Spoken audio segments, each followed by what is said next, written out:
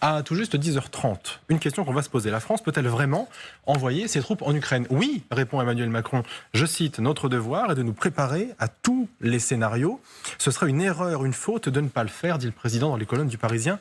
Aujourd'hui en France, une interview réalisée vendredi alors que le chef de l'État rentre de Berlin, où il s'est entretenu bien sûr avec le chancelier allemand et le Premier ministre polonais. Même topo hier soir sur une chaîne de télévision ukrainienne.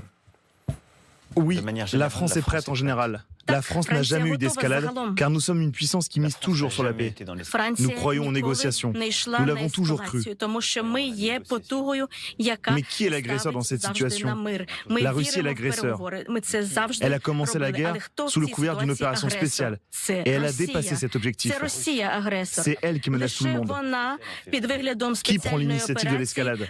C'est le régime du Kremlin, qui a perdu les pédales. Et de l'autre côté, le peuple de la Russie. Je n'ai jamais été sur cette voie d'escalade. Mais nous devons être collectivement responsables. Nous devons avoir une responsabilité collective à être prêts à relever n'importe quel défi. S'il y avait une nouvelle escalade de la part de la Fédération de Russie, nous serons prêts à réagir pour la sécurité de l'Ukraine et des Européens. Mais la France ne lancera pas d'agression. Claude Blanche-Maison, je m'adresse aux diplomates que vous êtes. Quand on dit cela avec autant d'appui, autant d'insistance, avec autant de d'occurrence, est-ce que ça veut dire que effectivement on se prépare ou est-ce que ça veut dire que c'est déjà prévu? Ça veut dire que la France est sérieuse dans cette affaire. Par l'interview que vous venez de montrer, le président de la République française s'adresse d'abord à la population et aux dirigeants ukrainiens en disant, bien sûr, on l'a déjà dit plusieurs fois, la France est avec vous et elle le sera aussi longtemps qu'il le faudra. Il ajoute, en effet, et de façon très claire, s'il le fallait, elle se battrait avec vous. C'est quand même très fort.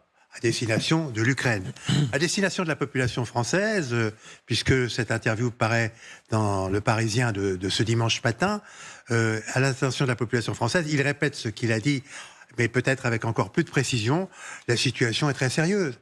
La situation internationale en Europe est très sérieuse. On se bat à 1500 km de la France, sur des sujets qui nous concernent directement. Ce n'est pas un sujet exogène, dont on peut... dans le fond, se défaire en livrant quelques armes, enfin dans la mesure où on en a d'ailleurs, mais c'est un sujet qui nous concerne directement, sur le plan économique, qui concerne votre pouvoir d'achat, parce que ça concerne la désorganisation du marché du pétrole, la désorganisation du marché du grain. Nous ne pouvons plus d'ailleurs exporter de céréales pratiquement dans les pays méditerranéens, parce que les Russes ont d'une part confisqué les marchés avec des prix artificiels et d'autre part désorganisé les marchés. Et puis surtout, c'est la mise en cause du modèle européen, puisqu'il est attaqué comme effectivement parce qu'il considère il est un défi permanent pour le régime russe. En plus de ça, les attaques cyber se multiplient dans les hôpitaux et dans les institutions françaises. Bien sûr, les attaques cyber, on sait gérer, c'est-à-dire qu'on rétorque. On n'en fait pas un plat et on n'en fait pas des communiqués, mais on le fait. Et pour le reste, ça va être comme pour le cyber, on répliquera.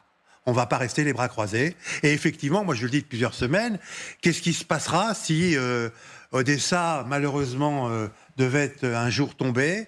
Qu'est-ce qui se passera si Kharkiv était repris par les Russes?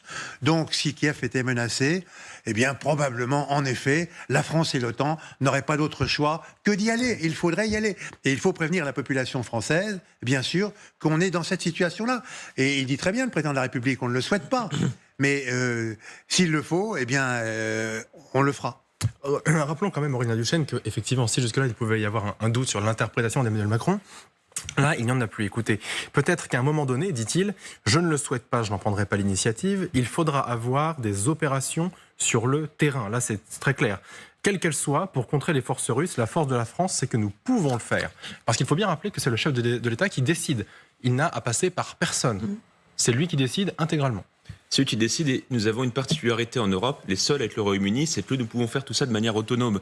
Le chef d'état-major des armées, j'avais eu le plaisir d'être à son discours cette semaine, rappelait que cette force qu'on a, c'est que certes on a ce fameux modèle d'armée échantillonnaire, on n'a pas assez de ceci, pas assez de cela, on manque de masse pour tenir une guerre de la durée, mais on est capable, seul, même sans coalition, de faire ce qu'on appelle dans le jargon militaire de l'entrée en premier, de projeter des forces. Concrètement, la France pourrait, dans son contrat opérationnel, qui fixe ce que pourraient faire les armées à la demande du politique, du président de la République, on serait capable de déployer en gros une division à 2 brigades, c'est-à-dire 15 à 19 000 hommes avec ce qu'on appelle les moyens organiques, des chars, des avions, etc. La France serait capable de le faire. Après, évidemment, ça ne veut pas dire que on se prépare à un scénario où on va intervenir directement au sol. Sans doute le faisons-nous déjà avec, par exemple, des nageurs de combat, avec, par exemple, des formations pour des tireurs d'élite. C'est apparemment ce que font les Britanniques. Merci Olaf Scholz, d'ailleurs, de l'avoir totalement dévoilé devant la presse publique.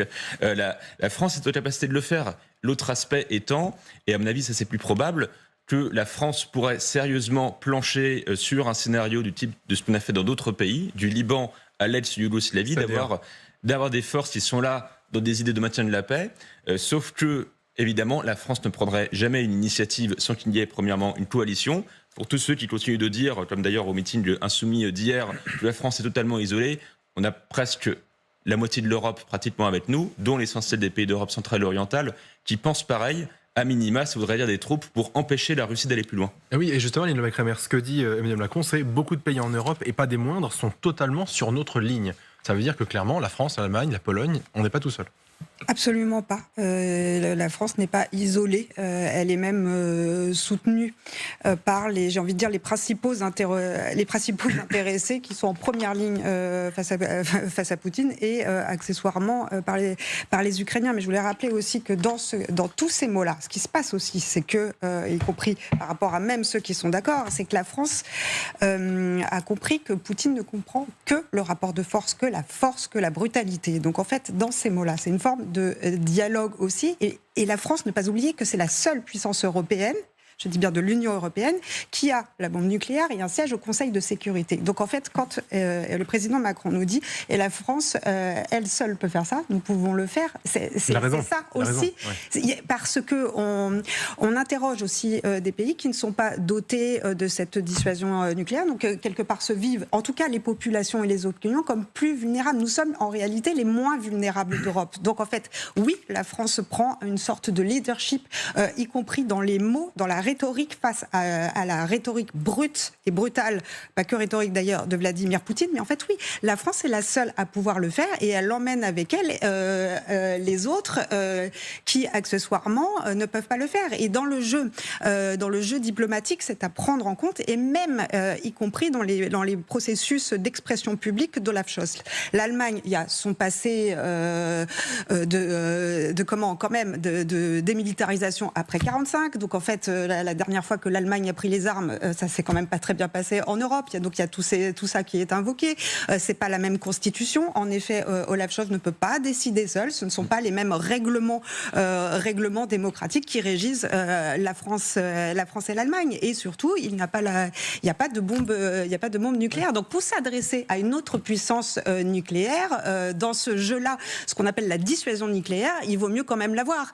Et donc, en fait, c'est aussi des mots. Il n'est pas question, très honnêtement, d'envoyer des soldats français mobilisés dans la rue, sans formation, du jour au lendemain sur des chars Leclerc pour passer le Dniepr. C'est absolument pas ça dont il est question. On est dans ce qu'on appelle l'ambiguïté stratégique, dont on découvre à quel point... C'est le principe. C'est le principe, et c'est vertigineux à quel point il y a énormément de gens qui commentent, qui n'y connaissent manifestement rien, qui n'ont absolument rien compris à comment fonctionne le Kremlin, et qui ne comprennent même pas comment fonctionnent aussi les mots de la dissuasion nucléaire. Voilà, on est vraiment dans ce jeu-là, dans la pure stratégie et ambiguïté souhaitée, enfin, parce que il y a des mots forts, de la force opposée à la force, et il n'y a que ça d'un point de vue dans les mots et d'un point de vue y compris sur le terrain, et ne pas oublier que ce dont les Ukrainiens ont besoin, ce sont des armes de la défense antiaérienne, des drones aussi, et des missiles à longue portée, des munitions et des obus. Jean-François Boutor, effectivement, c'est-à-dire qu'aujourd'hui, Emmanuel Macron persiste et signe, mais s'il ne l'avait pas fait et que ça aurait été dangereux.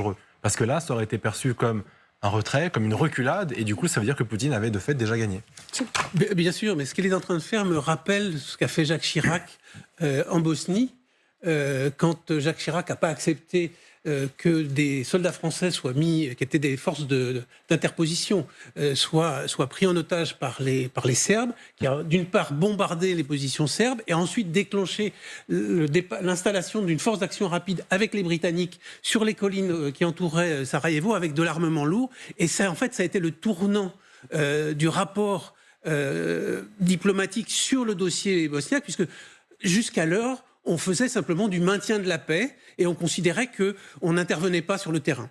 Et c'est ça qui a changé la donne, avec ensuite l'implication américaine qui a amené énormément d'armement et de formation aux Croates, ce qui a permis aux Croates de mener une contre-offensive qui a été décisive. Mais il a fallu, à un moment donné, qu'il y ait une volonté politique qui soit manifestée concrètement. Oui. Et on en est là, en fait. Claude Blanche-Maison, il y a aussi l'autre aspect de cette interview d'Emmanuel Macron qui est important, c'est cette déclaration. Poutine entretient un discours de la peur. Jusque-là, on est tous à peu près d'accord. Il ne faut pas se laisser intimider, nous n'avons pas face à nous une grande puissance. Et là, c'est intéressant. La Russie est une puissance moyenne, dotée de l'arme nucléaire, mais dont le PIB est très inférieur à celui des Européens. Une puissance moyenne. Quand il dit « il ne faut pas humilier Poutine », là, clairement, on peut le faire. Oui, j'ajouterais peut-être un troisième volet, c'est que c'est une puissance moyenne sur le plan économique, en effet, dotée de la capacité nucléaire avec beaucoup d'armement nucléaire. Et en troisième lieu, c'est un pays à forte capacité de nuisance. Et à forte capacité de nuisance, chez nous, sur le territoire français, ça se déroule actuellement, en Afrique, et bien entendu dans la guerre qu'elle poursuit, la guerre d'extermination en Ukraine. Ça, c'est très particulier. Il y a aujourd'hui aucun pays au monde qui a une aussi grande capacité de nuisance. Alors, c'est bien le problème qui se pose globalement aux autres pays, à l'OTAN, mais à tout le monde, dans le fond.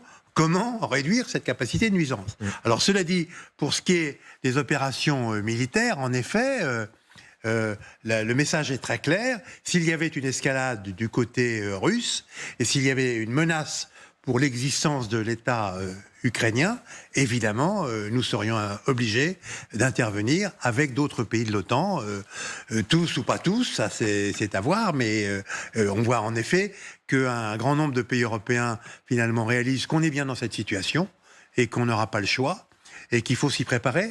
Et il faut y préparer évidemment nos armées qui sont prêtes et y préparer l'opinion publique qui, elle, n'est pas encore tout à fait prête. Encore que un sondage dans un autre journal qui est paru aujourd'hui indique que la situation internationale devient la troisième préoccupation des Français. Ça a remonté de 10 points, je crois, et ça ne tient pas compte des interventions de Macron de la dernière semaine. C'est un sondage qui a été réalisé avant. Donc je crois que cette préoccupation des Français va monter, parce qu'en effet, comme je l'ai dit tout à l'heure, ça concerne directement la vie quotidienne des Français. C'est pas quelque chose de complètement extérieur. Donc, effectivement, on est là dans cette situation extrêmement grave. Et Poutine peut envoyer ses chiens courants insulter la France et menacer les villes françaises de représailles nucléaires. Bon, il ne peut pas le faire. Il sait pertinemment, en effet, que si la France était frappée, évidemment, des grandes villes russes seraient détruites quelques heures plus tard. En tout cas, il n'y a aucun doute. On a vu ce petit coup de bâton de la part d'Emmanuel Macron à Vladimir Poutine en disant que son pays était une puissance moyenne. Je ne vais pas vous l'apprendre, Claude Blanche-Maison, après un coup de bâton, il y a souvent une petite caresse en diplomatie. Eh bien, la caresse, elle est venue dans cette interview d'Emmanuel Macron à la télévision ukrainienne. Il dit que oui, il est ouvert à toute discussion avec Poutine. Si le criminel international Poutine vous appelle, décrocherez-vous le téléphone ? Oui. Je décrocherai le téléphone, parce que je considère que ceci est de ma responsabilité, et j'écouterai ce qu'il proposera. Je considère que le rôle de la France, c'est d'être, comme le disait Churchill, le nerf de la paix. D'un côté, il faut transmettre à l'Ukraine tout le nécessaire pour renforcer ses capacités de défense, le matériel militaire, mais en même temps, favoriser la désescalade. Nous devons arriver à une paix stable, juste et durable. On le disait, Aurélien Duchesne, il s'y prend bien pour être entendu. Il dit à Poutine, regarde, j'ai l'arme nucléaire, donc en fait, tu ne fais pas spécialement le poids, mais derrière, regarde, on peut discuter. C'est quand même plutôt habile, j'ai envie de dire, diplomatiquement. Oui, puis il y a une forme de changement dans la continuité dans ce que dit Emmanuel Macron. Dans la même interview, je crois, il explique qu'il a essayé de dialoguer avec Poutine pendant des mois et des mois, y compris à l'époque où l'essentiel de l'Union européenne et de l'OTAN lui reprochait. D'ailleurs, je pense a raison de vouloir s'entêter dans la discussion alors que ça ne faisait que conforter Poutine. Mais le fait qu'il ne ferme pas la porte montre que, premièrement, il reste dans la continuité, qu'il a compris, Emmanuel Macron, il a fait son mea culpa, que Poutine ne comprenait que la force. Lui-même, dans cette interview, dit que ça ne sert finalement à rien pour l'instant, de discuter avec Poutine, qu'il n'est pas dans cet état d'esprit. Mais s'il avait répondu « Ah non, jamais je ne décrocherai le téléphone. Ça, c'est ce que disait Boris Johnson il y a 2 ans. Il avait dit « Moi, je ne parle pas aux criminels de guerre ». Alors qu'en réalité, le jour même de l'invasion, des diplomates anglais britanniques étaient en discussion avec des Russes, mais à la différence des Français, ils ne le montraient pas. Là, il a tout à fait raison de dire ça, aussi parce que vis-à-vis de l'opinion française et internationale, pour tous ceux qui veulent dépeindre en 20 ans de guerre Emmanuel Macron, qui serait désormais dans une espèce de d'hubris et de fuite en avant belliciste, le fait de rappeler ça montre que non, on n'oublie pas l'aspect diplomatique. Et justement, tout à l'heure, on mentionnait l'aspect nucléaire. Effectivement, Vladimir Poutine, il aime le répéter à l'envi. Je dispose de l'arme nucléaire, il le dit littéralement tous les jours. Et bien, à ce petit jeu-là, Emmanuel Macron aussi en est capable, regardez. Je pense que c'est la Russie qui, dès le début, a menacé de manière totalement inadéquate en agitant la menace nucléaire. La France a sa propre position sur la dissuasion nucléaire. J'ai prononcé un discours à l'école de stratégie militaire. Notre position sur la dissuasion nucléaire n'a pas changé. C'est malin, ça n'a pas changé, c'est-à-dire il n'y a pas plus de menaces qu'avant, mais quand même, Poutine, rappelle-toi, on est là, on l'a. Oui, et il est temps de lui répondre sur le même ton, parce que sinon, il ne s'arrêtera pas, voire il avancera. Il n'y a que ce genre de choses qui peut le stopper. J'espère en revanche que si Emmanuel Macron prend Poutine au téléphone, ce sera quand Poutine aura décidé de quitter, d'enlever ses chars d'Ukraine. Attention à ce qui va se dire aussi, mais là, quand même, oui, enfin, il y a quelque chose qui peut, on va dire, qui peut être peut-être efficace. Et effectivement, quand l'opposition ici, qui instrumentalise ce qui n'a pas été dit, ce qu'il faudrait faire, que la France n'aurait pas mené de grandes opérations diplomatiques, ça devient absolument scandaleux de diffusion de mensonges. Enfin, tout a été fait diplomatiquement par d'autres, mais en particulier la France aussi en matière de diplomatie. Emmanuel Macron a passé des heures et des heures et des heures à essayer d'attendre. Et c'était peut-être pas la bonne idée d'ailleurs, mais bon, je crois que tout le monde a compris désormais. Mais enfin, on peut pas reprocher à la France de ne pas s'être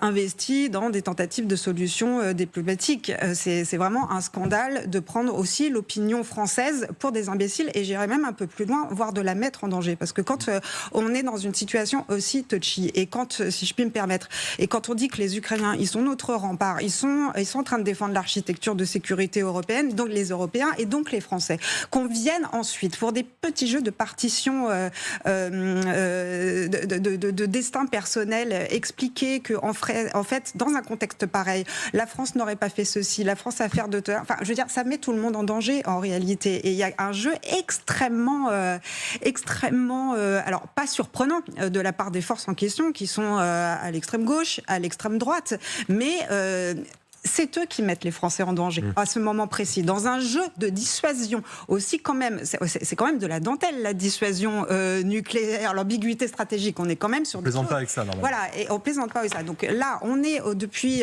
quelques jours aussi. Là, ils sont revenus, ils étaient un peu partis, mais les masses de désinformation sur les réseaux sociaux, sur plein de canaux qui véhiculent des mensonges, des retournements d'informations, etc., pour expliquer qu'en réalité, ce serait la France qui serait va-t-en-guerre. Enfin, de rappeler effectivement tout le temps, le va-t-en-guerre, il est à Moscou, l'escalade, elle est à Moscou, et nous, qu'est-ce qu'on fait pour protéger c'est pas une élection qu'on protège même, c'est franchement la vie des Européens, la vie des Français, dans tous les sens du terme. Jean-François Boudor, est-ce que ça veut dire que la France, elle a vraiment repris le lead sur ce dossier russe? On disait à un moment que parce qu'il n'y avait plus de communication concrète et quotidienne avec Vladimir Poutine, on avait un petit peu reculé sur ce sujet-là et qu'on laissait par exemple la Turquie être le trait d'union parfois. Est-ce qu'on a vraiment repris le dossier en main maintenant? C'est pas simplement la France qui a repris le lead. Ces déclarations d'Emmanuel Macron, elles viennent après la rencontre en format Weimar. C'est extrêmement important. C'est presque par là qu'on aurait d'ailleurs dû commencer. Parce que les 3 pays, Pologne, Allemagne, France, c'est quoi? C'est quasiment 200 millions d'habitants. C'est parce que vous n'étiez pas là hier, on en a parlé sur ce plateau. Pardon? C'est parce que vous n'étiez pas là hier, on en a parlé sur ce plateau. Oui, non, mais il faut le rappeler aux téléspectateurs. C'est 200 millions d'habitants, la Russie 140. C'est les plus gros. L'Allemagne et la France, c'est les plus gros PIB de l'Union européenne. Et la Pologne, c'est pas loin derrière. Donc il y a une force économique, il y a une force en termes de peuple qui est considérable. C'est ce que manifeste Emmanuel Macron, c'est que l'Europe est en train de reprendre, même si elle a des discussions, etc. Elle est capable de reprendre le lead sur cette affaire, et c'est plus avec les BRICS que ça se passe, c'est plus avec Erdogan que ça se passe, c'est avec l'Europe, et l'Europe est au centre de cette... Parce que c'est le destin de l'Europe qui est en jeu, en réalité. C'est pour ça que ça se passe comme ça. Elle est plus puissante que la Russie. Voilà. Il faut arrêter de penser le contraire aussi. Nous, on n'a pas de problème avec ça. C'est peut-être Vladimir Poutine qui a un souci avec cette conception. En tout cas, Claude Blanche-Maison, certainement. Claude Blanche-Maison, il y a quand même cette autre déclaration d'Emmanuel Macron. Il dit « Initialement, je pensais aller en Ukraine. J'ai expliqué au président Zelensky qu'il était plus important que j'aille convaincre l'Allemagne et la Pologne de faire davantage et différemment à mes côtés. Et j'irai après en Ukraine. » Effectivement, il faut que je convainque mes partenaires à mes côtés. Il se place vraiment au milieu du jeu. En effet, je pense que Poutine est dans le fond, c'est pour ça qu'il devient violent avec la France, est dans le fond assez désarçonné par le fait qu'un pays comme la France prenne le leadership en Europe et dise des choses auxquelles progressivement les autres Européens sont amenés à se ramener parce que ce sont des évidences au bout du compte. Et Poutine, qui depuis le début ne rêve que d'une chose, c'est de négocier avec les États-Unis d'Amérique et de négocier un nouveau Yalta, se trouve pris à contre-pied par l'initiative Macron. C'est pour ça qu'elle est très importante en elle-même. La France, parce que puissance nucléaire, parce que membre permanent du Conseil de sécurité, a un leadership naturel sur les affaires de sécurité en Europe, et par conséquent, elle a réanimé la possibilité pour l'Europe de jouer un jeu géopolitique dans cette affaire. Et Poutine, il est pris à contre-pied. Lui, il n'avait qu'un interlocuteur, c'était les États-Unis d'Amérique. Et il ne veut pas discuter d'autre chose, d'un partage de l'Europe, d'un nouveau Yalta, avec un président américain. Évidemment, dans quelques mois, il préférerait que ce soit le président de son choix. Mais peu importe, a-t-il dit par ailleurs, en fait, il veut négocier avec le président des États-Unis d'Amérique. Eh bien, c'est raté.